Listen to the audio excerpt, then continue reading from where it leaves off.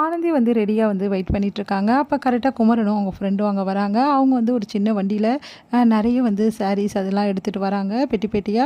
"என்ன ஆனந்தி உங்க திங்ஸ் எல்லாம் ஏத்தியாச்சு வண்டியில" அப்படின்னு சொல்றாங்க. "நீங்களும் வாங்க ஆனந்தி" அப்படின்னோனே, "நானா?" அப்படின்றாங்க. "வாங்க ஆனந்தி எல்லாரும் ஒண்ணா போலாம்ல.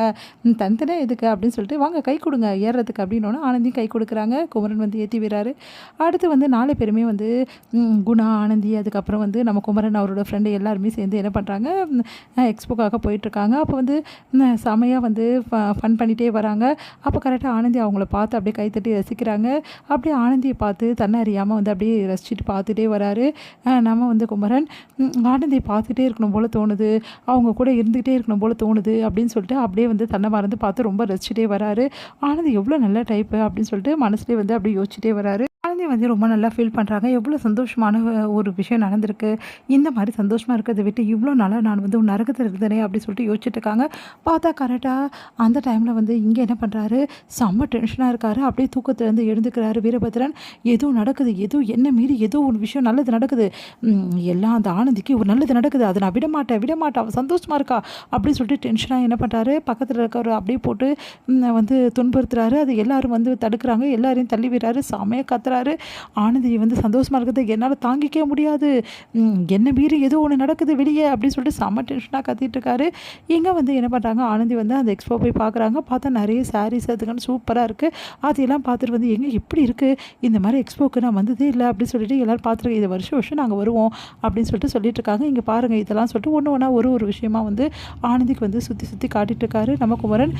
உடனே வந்து "உங்களுக்கு நான் காட்டுறேன் வாங்க" அப்படின்னு சொல்லிட்டு குணாவுக்கும் வந்து நம்ம ஃப்ரெண்டு என்ன பண்றாரு, குமரோட ஃப்ரெண்டு எல்லாத்தையும் சுத்தி காட்டிட்டு இருக்காரு. "பார்த்தீங்களா எப்படி இருக்குன்னு" சொல்லிட்டு, ரொம்ப நல்லா இருக்குங்க" அப்படின்னு சொல்லிட்டு இருக்காங்க.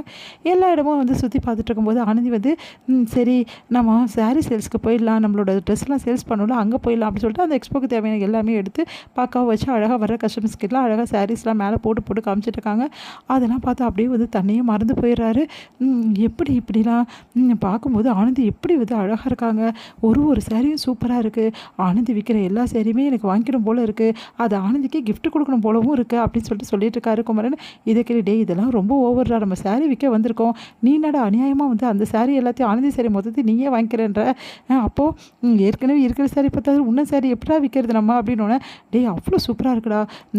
இங்கே பாடுறா ஆனந்திக்கு எவ்வளோ சாரி வாங்கி தர முடியுமோ அவ்வளோ சாரி வாங்கி கொடுக்கணும் போல ஆசையாக இருக்குடா" அப்படின்னோடனே "டேய் அதெல்லாம் கரெக்டு தான்டா. அங்கே பாடுறா எப்படி இருக்காங்கன்னு சொல்லிட்டு எந்த சாரியுமே அவங்களுக்கு நல்லாவே இல்லாமல் இல்லைடா. எல்லா சாரியுமே நல்லா இருக்குடா" அப்படின்னோடனே "டேய் அவங்க காதில் எதை விழப்போகுதுடா. விழுந்தா ரொம்ப கஷ்டம்டா. வேணாடா" அப்படி சொல்லிட்டு ரசிச்சிட்டே இருக்காரு ஆனந்தியை பார்த்து. "டேய் நீ ஆனந்தியை ரசிக்க வந்திருக்கியா இல்லை எக்ஸ்போக்கு வந்திருக்கியா சேல்ஸ் பண்ணுறதுக்கு" அப்படின்னோடனே "டேய் ரெண்டுக்கும் தான்டா" அப்படின்றாங்க. சரிப்பா உன்னை டிஸ்டர்ப் பண்ணல நல்லா ரசி" அப்படி சொல்லிட்டு அவங்க ஃப்ரெண்டு போகிறாரு. உடனே வந்து குணா வந்து "என்னங்க" அப்படின்னா "ஒன்றும் இல்லை ஆனந்தி சாரி விற்றுட்ருக்காங்களா அவள் எல்லாமே வந்து எக்ஸ்பெக்ட் வந்து சூப்பராக வந்து விற்றுருவா. நீங்கள் கவலையப்படாதீங்க. உங்கள் சாரி சேர்த்து விற்றுருவா பாருங்க" அப்படின்னோடனே "குமரன் சார் சாரீஸ்லாம் எடுத்துகிட்டு வாங்க இங்கே எல்லாருக்கிட்டையும் காட்டலாம்" அப்படி சொல்லிட்டு அவங்க சாரி இவங்க சாரி எல்லாமே சேர்த்து காட்டுறேன். ஆனந்திக்கு எவ்வளோ பெரிய மனசு பார்த்தியா.